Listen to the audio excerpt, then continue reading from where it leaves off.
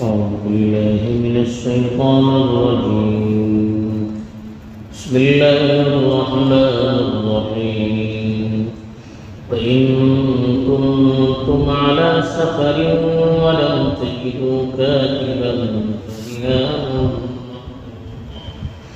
فإن أمن بعضكم بعضا فليؤدي الذي اؤتمن أمانته وليتق الله ربه ولا تكتموا الشهادة ومن يكتمها فإنه آثم قلبه والله بما تعملون عليم. الحمد لله رب العالمين والعاقبة للمتقين والصلاة والسلام على سيد الأنبياء والمرسلين خاتم النبيين محمد وعلى آله وصحبه أجمعين.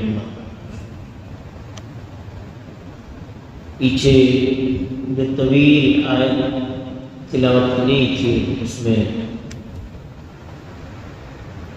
قرضی یا ادھار لین دین کے سلسلے میں ہدایت کی گئی تھی کہ ادھار معاملہ ہو تو تحریر میں لانا چاہیے، گواہ بنانا چاہیے.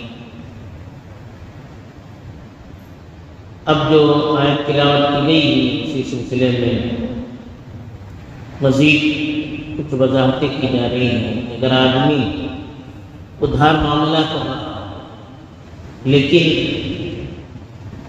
تحریر کے لیے سہولت نہ ہو یا گواہ موجود نہ ہو، مثلا سفر میں ہو یا اور کوئی دوسری وجہ ہو جس کی وجہ سے گواہ دستیاب نہ ہو پائے یا تحریر کا موقع نہ ہو، تو ایسی صورت میں جس کو ہم ادھار دیں گے اس سے رہن لے کر رکھ سکتے ہیں، گروی لے کر رکھ سکتے ہیں. اس کو عربی میں رہن کہتے ہیں تاکہ بھروسہ مل جائے. ورنہ سامنے والے کو ہم قرض دیں گے، تحریر بھی نہ ہو تو کل کو انکار بھی کر سکتا ہے، لیکن گروی کے طور پر اس کی کوئی چیز ہمارے پاس ہوگی تو پھر وہ اس کا انکار نہیں کر سکے گا، جلدی ادا کرنے کی کوشش کرے گا. تو اس کی اجازت دی گئی. ایک مسئلہ بتایا چنانچہ ارشاد ان کنتم علی سفر، اگر تم سفر پر ہو ولم تجدوا کاتبا اور کاتب نہ مل سکے فرہان مقبوضہ تو رہن قبضہ کیا جائے، یعنی رہن قبضے میں رکھا جائے گا. تو یہاں پر دو چیزیں، ایک تو کہا اگر تم سفر میں تو یہ سفر میں ہونا کوئی شرط نہیں. دوسری جو چیز بتائی ولم تجدوا کاتبا، تمہیں کاتب نہ مل سکے. اصل علت یہ کہ ادھار کا معاملہ ہو اور لکھت پڑھی کے لیے تحریر کے لیے کوئی لکھنے والا نہ مل سکے، کاغذ نہ مل سکے یا گواہ نہ مل سکے، تو ایسی صورت میں رہن کا معاملہ، سفر ہونا کوئی ضروری نہیں. اصل علت وہ ہے کیونکہ عام طور پر سفر میں سہولیات نہیں ہوتی، تحریر کی قلم، دوام، کاغذ یا گواہ وغیرہ سفر میں نہیں ملتے ہیں، تو اس لیے سفر کا یہاں تذکرہ کیا گیا. ورنہ سفر ہونا کوئی شرط نہیں ہے. اللہ کے رسول صلی اللہ علیہ وسلم کے بارے میں تو حدیث میں ارشاد فرمایا گیا کہ آپ نے یہودی کے پاس زرہ گروی پر رکھی، اپنی گھر والیوں کے لیے جو ادھار پر لیا تھا، تو جو کے بدلے میں اپنی زرہ گرہ پر رکھی تھی مدینے میں، حالانکہ سفر میں نہیں تھا. تو اسی سے علماء نے استدلال کیا کہ سفر ہونا کوئی شرط نہیں، بلکہ یہاں اصل مسئلہ تحریر کا موقع نہ ہو یا گواہ وغیرہ موجود نہ ہو. دوسری چیز یہاں بتائی فرہان و مقبوضہ، رہن یعنی گروی جو قبضے میں رکھی جائے، یعنی کسی کو گروی پر ہم ادھار دیتے ہیں تو گروی والی چیز سامنے والے کے قبضے میں جب تک نہ آ جائے تو پھر وہ رہن صحیح نہیں مانا جائے گا. تو رہن قبضے میں آنے کے بعد معاملہ صحیح ہوگا. تو اس لیے کہا رہان مقبوضہ، ایسا رہن جو قبضے میں رکھا جائے، بغیر قبضے میں رکھے ہوئے رہن کے احکام لاگو نہیں ہوتے، اور رہن میں جو چیز رکھی جاتی ہے وہ امانت ہوتی ہے، اس کا ہم استعمال نہیں کر سکتے۔ اب دوسرا مسئلہ بتا ہے کہ سامنے والے کو ایک دوسرے پر پورا بھروسہ، تب وہ تحریر اور رہن کے بغیر بھی معاملہ طے کر سکتا ہے۔ بالکل بھروسہ ہے تو ہم نے سوچا کہ ہمیں بھروسہ ہے اس لیے اس سے رہن بھی نہیں لیا یا تحریر بھی نہیں لکھی، ایسا بھی ہو سکتا ہے۔ لیکن اگر ایسا ہو جائے بھروسے پر معاملہ، تو پھر سامنے والے کو چاہیے کہ اس پر جب بھروسہ کیا گیا ہے تو اس بھروسے کی لاج رکھے اور امانت کو واپس لوٹا دے، یعنی قرض لے تو پھر واپس لوٹا دے، تو قرض ایک امانت ہوتی ہے۔ تو اس لیے کہا فَإِنْ أَمِنَ بَعْضُكُمْ بَعْضًا، اگر آپس میں ایک دوسرے پر بھروسہ، ایک دوسرے پر اطمینان ہو، فَلْيُؤَدِّ الَّذِي اؤْتُمِنَ أَمَانَتَهُ، تو جس پر بھروسہ کیا گیا ہے اس کو چاہیے کہ وہ اپنی امانت لوٹا دے۔ یعنی اگر ایک دوسرے پر بھروسہ ہو تو بغیر تحریر، بغیر گواہ اور بغیر رہن کے بھی ادھار کا معاملہ ہو سکتا ہے، لیکن اس وقت شرط یہ ہے کہ جس کو ادھار دیا گیا ہے وہ اس پر چونکہ بھروسہ کیا گیا اس کی امانت داری پر، وہ بھی اپنی امانت پوری طرح صحیح لوٹا دے۔ وَلْيَتَّقِ اللَّهَ رَبَّهُ، اور اللہ سے جو اس کا پروردگار ہے اس سے ڈرتا رہے۔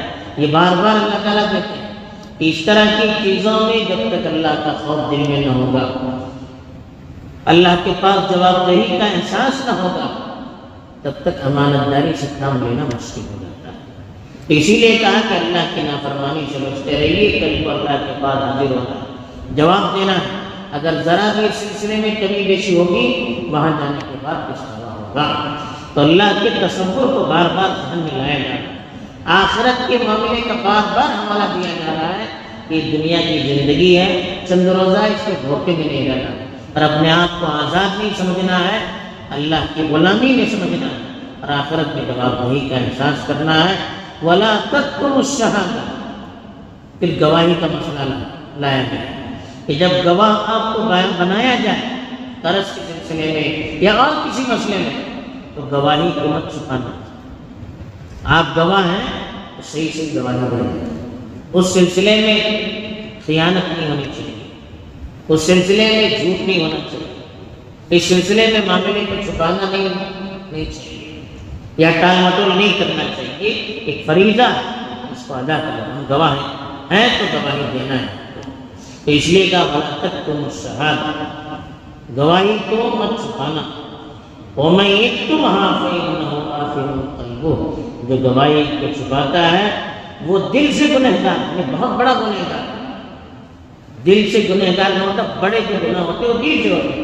آدمی دل سے ایمان کو قبول کرتا ہے تو مومن کہلاتا ہے، دل سے کفر اختیار کرتا ہے تو وہ کافر کہلاتا ہے۔ بڑا جو گناہ ہوتا ہے اس کے تعبیر کرنے کے لیے کہا جاتا ہے کہ فلاں دل کا گناہ، یعنی بہت بڑا گناہ ہے۔ اسی لیے حدیث میں کبیرہ گناہوں میں اس کو شامل کیا گیا، گواہی کو چھپانا، جھوٹی گواہی دینا، اس کو کبیرہ گناہوں میں شامل کیا گیا، بہت بڑا گناہ ہے۔ اسی لیے کہا وَإِن تُمْهَا فَإِنَّهُ آثِمٌ قَلْبُهُ، جو اس کو چھپاتا ہے وہ اپنے دل سے گناہ کرتا ہے۔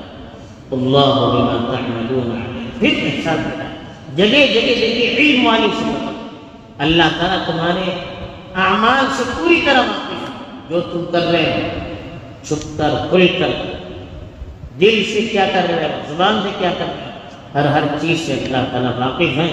اور اللہ تعالیٰ کے علم کی صفت کو ہمیشہ دھیان رکھنا چاہیے، اس کو ذہن میں رکھنا چاہیے کہ میں جو بھی کر رہا ہوں اللہ تعالیٰ کو ساری چیزوں کی معلومات ہے۔